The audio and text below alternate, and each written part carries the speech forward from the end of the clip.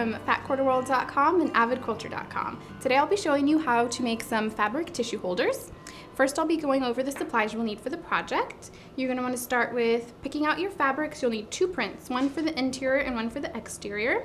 You'll also need a ruler, fabric scissors, some thread snips, and some pins, as well as some coordinating or contrasting thread. You can get the pattern at avidquilter.com, and once you have that all cut out, you're going to want to take one of each piece, your exterior and your interior. You're going to want to line them up, right sides together. Next, you're going to want to sew almost all the way around. We're going to leave a 2-inch opening. That's so that we can flip it back inside out.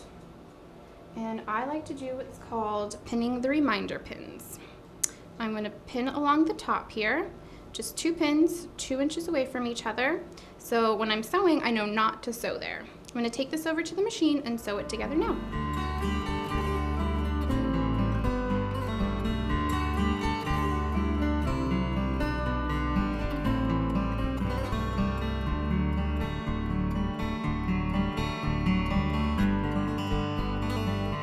Okay, now that I have that all sewn together, I'm going to take out the reminder pins, set those aside, pick up my thread snips, and just snip away at these little threads here.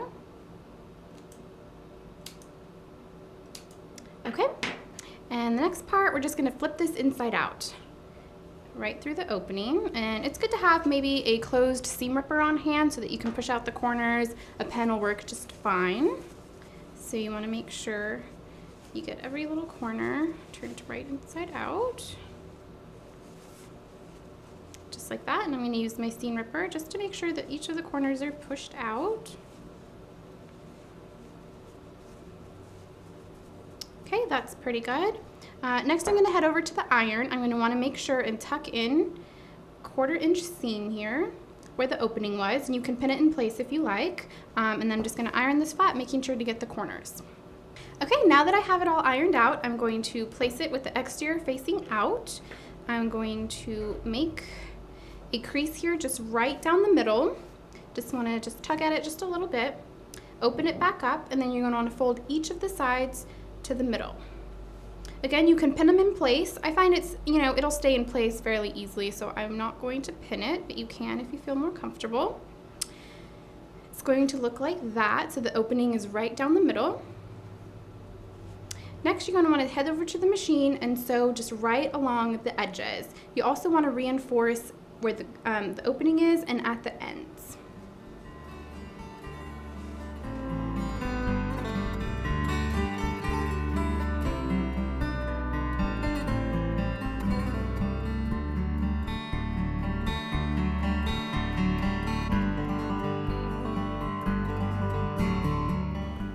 Okay.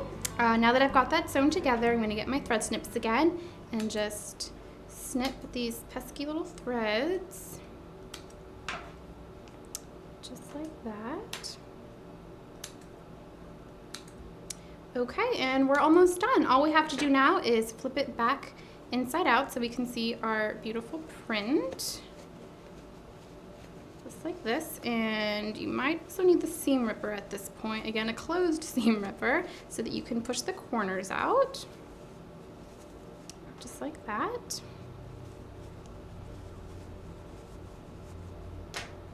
And there you go. You've got your fabric tissue holder.